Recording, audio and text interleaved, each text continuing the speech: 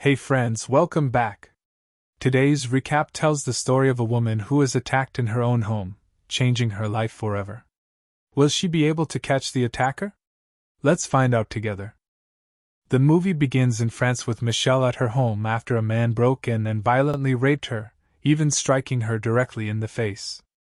After he leaves, she is left alone. Michelle then starts cleaning up the broken glass from the cups that shattered during the attack. We learn that Michelle is a divorced woman from her husband Richard and has an only son named Vincent, who lives far from her. Michelle lives alone and works as the director of a video game design company for PlayStation. After the attack, she changes her clothes and takes a shower to wash away the traces of the assault, but strangely, she does not report it to the police or contact any of her family. Later, her son Vincent comes to visit and notices a bruise on her face, asking about it. She explains that she was on a diet plan, and he tells her that his girlfriend Josie is pregnant and they want to settle down in a house. However, due to his simple job as a restaurant worker, he cannot afford to rent and furnish a home. Michelle understands without him having to explain that he needs money, so she tells him to pick a place and tell her the price. She will cover the first 3 months' rent and help furnish it. Vincent feels grateful and happy and leaves after having dinner with his mother. At night, before going to sleep, Michelle carefully locks all doors and windows, leaves the TV on in the bedroom, and keeps a hammer in her hand in case the man who raped her tries to come back, so she can defend herself. The next morning, Michelle goes to work at her video game company and attends a meeting with her team about a new game. She gives notes and suggests changes. She asks one of her colleagues, named Kurt, who works as a photographer, to implement them. She explains that the release of the game is delayed because she is the director, and the meeting ends. We then see Michelle's colleague and close friend, Sarah, and her husband Robert. Robert has crossed the line with Michelle and had a secret affair with her, while Sarah has no idea due to her close friendship with Michelle and deep trust in her. After work, Michelle goes to the hospital for a medical checkup, worried that the man who attacked her might be ill, but she is found to be completely healthy. Afterwards, she goes to a restaurant for lunch. While she is sitting, a woman who has been watching her since she entered throws food at her, insults her, and leaves. This happens because Michelle's father, George, was a serial killer who murdered many of his neighbors, including women and children, and was sentenced to life imprisonment. Because of her father's crimes, Michelle and her mother felt ashamed and were treated poorly by others just because of their family name, which explains Michelle's hatred for her father, the media, and the police. This also explains why Michelle did not report her rape. She suspected that the attacker could be someone related to the victims her father killed, seeking revenge. Later, Michelle interacts with her friend Irini, who has a young man named Sagar, and her mother tells her that they will marry soon. Michelle dislikes her mother's attitude and believes the young man might try to deceive her. Her mother tells her she is free to make her own choices in life and finances, and asks her to visit her father in prison since he is old and in poor health. Although he is remorseful for his crimes, Michelle refuses to see him and asks her mother not to bring up the topic again.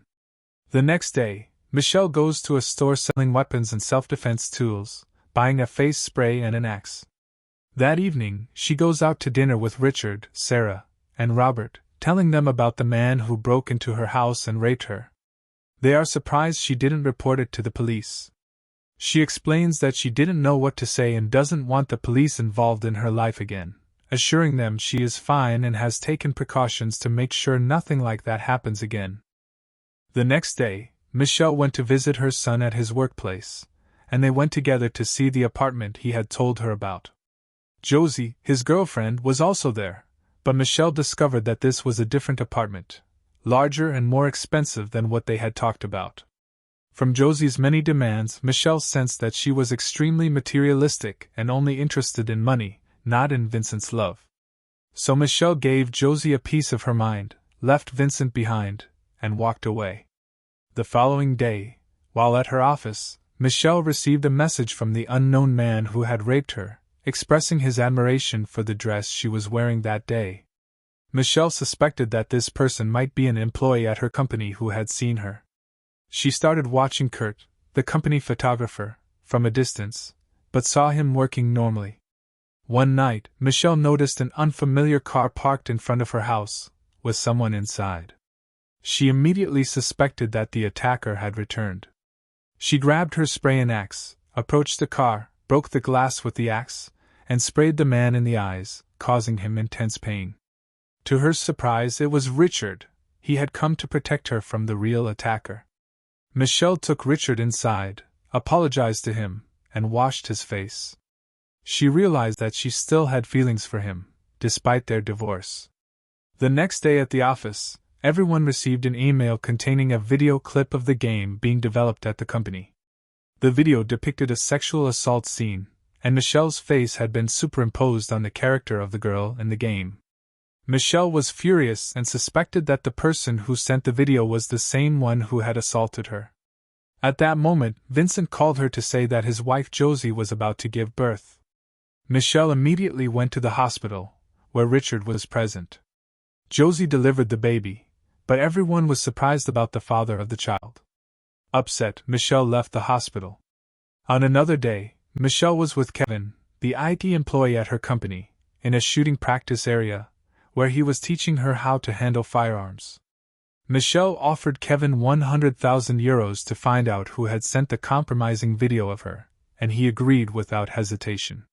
In the evening, on her way home from work, Michelle saw her neighbors Rebecca and her husband Patrick hanging Christmas decorations. She invited them to a New Year's Eve party at her house. Everyone attended the party. During dinner and celebrations, Michelle flirted with Patrick under the table, and it became clear that there was mutual attraction between them. During the party, Michelle informed her mother that she had decided to marry Sagar. Everyone was happy, but Michelle suddenly laughed. Then, unexpectedly, her mother collapsed and was rushed to the hospital in an ambulance. Doctors advised Michelle to visit her father in prison. However, her mother fell into a coma due to a brain hemorrhage and sadly passed away the next day. Michelle did not mourn her mother, cremated her body, and took her ashes in a container to scatter them in a distant place with her friends, her son, his wife, and their child. Michelle became very angry at her son because she felt his wife was treating him poorly. She told him that the child Josie had given birth to was not his because the baby did not share his features. This upset Vincent greatly, as he felt it questioned his manhood, so he left her. One night, the wind grew so strong that the windows of the houses shook. Michelle asked Vincent to help her close the windows and doors to secure the house from any potential danger. After that, Michelle grew closer to Patrick emotionally, but he suddenly left her and walked away, as if his conscience had gotten the better of him because he was cheating on his wife. The next day at work, Kevin wanted to figure out which employee at the company had leaked Michelle's video in order to get money from her. He told her that he suspected Kurt, the photographer, because he had found a pornographic video on his device. Michelle, however, said that wasn't enough evidence and expressed her suspicion toward Kevin himself, feeling that he was taking shortcuts and trying to blame someone just to get the money, exploiting the ongoing conflicts between him and Kurt at work. Michelle became even more suspicious of Kevin and decided to investigate him.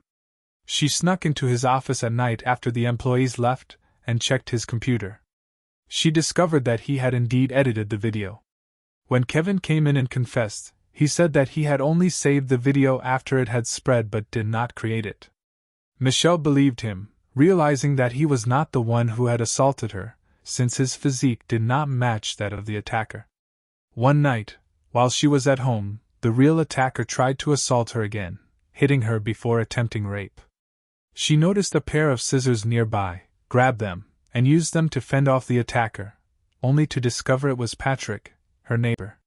She threatened him with the scissors and forced him out of the house. Later, through the news, Michelle learned that her father's request for early release had been denied. George had applied for parole before completing his full sentence, but the request was rejected, meaning he would have to wait another 10 years to submit a new application. Michelle cursed him, but then called the prison to request a visit so she could confront him, following her mother's wish. The next day, after learning that his daughter was coming to see him, her father hanged himself. Michelle was at the prison when she found out, and she felt no sadness. On her way back, a deer suddenly blocked Michelle's path.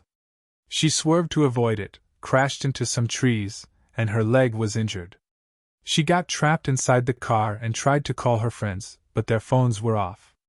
She had no choice but to call Patrick, who arrived quickly, got her out, and tended to her wound. When Michelle asked him about her assault, he didn't answer and left.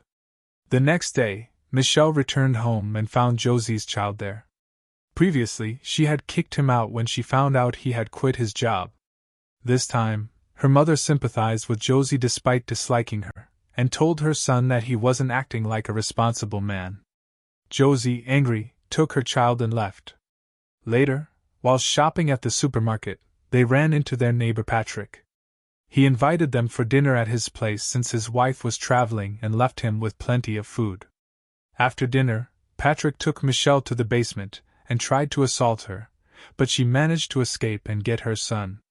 Afterward, Michelle's company successfully launched the new game, which became a major hit. They threw a big celebration and invited all of Michelle's friends and loved ones, including Patrick. During the party, Michelle had already decided to cut ties with Robert, especially since his wife was her close friend. She confessed the affair to Sarah, who was upset and felt betrayed by both her husband and Michelle. After the party, Patrick drove Michelle home, but she threatened him, saying she would report him to his wife and the police, especially since he might assault other women. Patrick tried to attack her at home, intending to assault her, but her son came in behind him and struck him on the head with an iron rod, killing him. The police arrived to investigate, and since Patrick's death was in self-defense, no charges were filed against Vincent. After that, Josie returned home with Vincent and the baby, and she breastfed the child. Michelle visited her parents' graves, placing flowers for both. She also restored her friendship with Sarah. The film ends here. Don't forget, if you liked the video, hit like, leave your thoughts in the comments, and subscribe to the channel.